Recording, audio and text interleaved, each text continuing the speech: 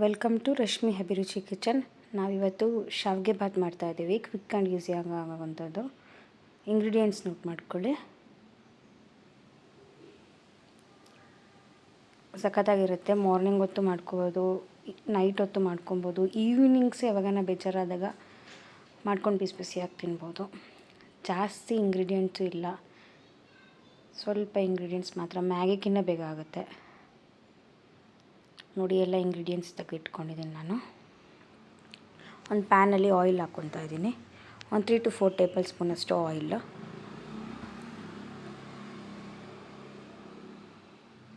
ಚೆನ್ನಾಗಿ ಆಯಿಲೆಲ್ಲ ಹೀಟ್ ಆದಮೇಲೆ ಇವಾಗ ನೆಕ್ಸ್ಟ್ ಕಡಲೆ ಬೀಜ ಹಾಕ್ಕೊತಾ ಇದ್ದೀನಿ.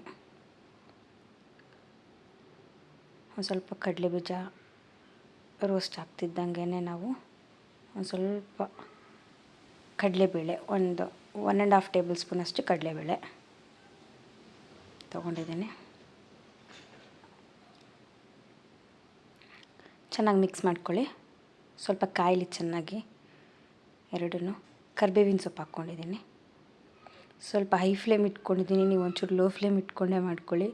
ಒಣಮೆಣ್ಸಿನ್ಕಾಯಿ ಒಂದು 9ರಿಂದ 10 ಒಣಮೆಣ್ಸಿನ್ಕಾಯಿ ತೊಗೊಂಡಿದ್ದೀನಿ. 2 ಈರುಳ್ಳಿ ತೊಗೊಂಡು ಸಣ್ಣದಾಗಿ ಹಚ್ಕೊಂಡು ಹಾಕ್ಕೊತಾ ಇದ್ದೀನಿ. ಈರುಳ್ಳಿ ಹಾಕ್ಕೊಂಡಿದ್ದೀನಿ. ಚೆನ್ನಾಗಿ ಮಿಕ್ಸ್ ಮಾಡ್ಕೊಳ್ಳಿ. ಚೆನ್ನಾಗಿ ಈರುಳ್ಳಿ ಎಲ್ಲ ಚೆನ್ನಾಗಿ ರೋಸ್ಟ್ ಆಗಬೇಕು,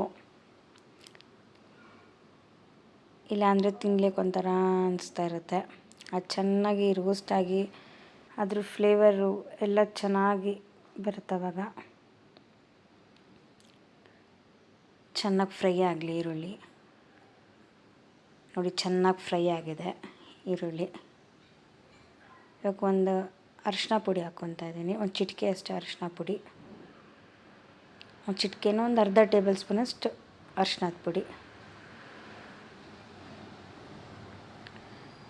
ಕಲರ್ ನೋಡಿ ಸಕ್ಕತ್ತಾಗಿ ಬರುತ್ತೆ ಅರಿಶಿನದ ಪುಡಿ ಹಾಕಿದ ತಕ್ಷಣ. ನಾನು 2 ಗ್ಲಾಸ್ ಶಾವಿಗೆ ಬಾತ್ ತೊಗೊತಾ ಇದ್ದೀನಿ. ಸೊ 4 ಗ್ಲಾಸ್ ವಾಟರ್ ಹಾಕ್ಕೊಂಡಿದ್ದೀನಿ. ಚೆನ್ನಾಗಿ ಬಾಯ್ಲ್ ಆಗಬೇಕು ವಾಟರು.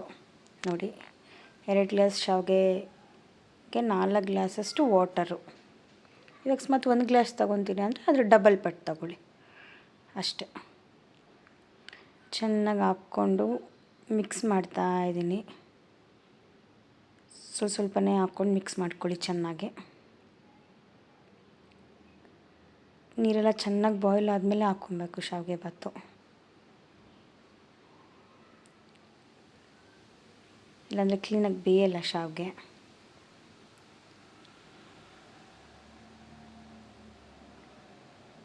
ಬಾಯ್ಲ್ ಎಲ್ಲ ಆದಮೇಲೆ ನೋಡಿ ಶಾವಿಗೆ ಬಾತ್ ರೆಡಿಯಾಗಿದೆ. ಕ್ವಿಕ್ ಆ್ಯಂಡ್ ಈಸಿಯಾಗಿ ಆಗುವಂಥ ಶಾವಿಗೆ ಬಾತು. ನೋಡಿ, ಶಾವಿಗೆ ಎಲ್ಲ ಚೆನ್ನಾಗಿ ಕ್ಲೀನಾಗಿ ಬೆಂದಿದೆ, ಉದುರಾಗಾಗಿದೆ. ಬಿಸಿ ಇದೆಯಲ್ಲ, ಸ್ವಲ್ಪ ಅದು ಆರಿದ್ಮೇಲೆ ಇನ್ನೂ ಸಖತ್ತಾಗುತ್ತೆ. ಜಾಸ್ತಿ ಗಟ್ಟಿಗೆ ಮಾಡ್ಕೊಂಬಿಟ್ರೆ ಇನ್ನೂ ಗಟ್ಟಿಗಾಗೋಗುತ್ತೆ ಸ್ವಲ್ಪ ಹೊತ್ತಾದಮೇಲೆ. ಕೊತ್ತಂಬರಿ ಸೊಪ್ಪೆಲ್ಲ ಹಾಕ್ಕೊತಾ ಇದ್ದೀನಿ ಗಾರ್ನಿಷಿಂಗ್ಗೆ. ನೋಡಿ, ಕ್ವಿಕ್ ಆ್ಯಂಡ್ ಈಸಿಯಾಗಿ ಆಗುವಂಥ ಶಾವಿಗೆ ಬಾತ್ ರೆಡಿಯಾಗಿದೆ.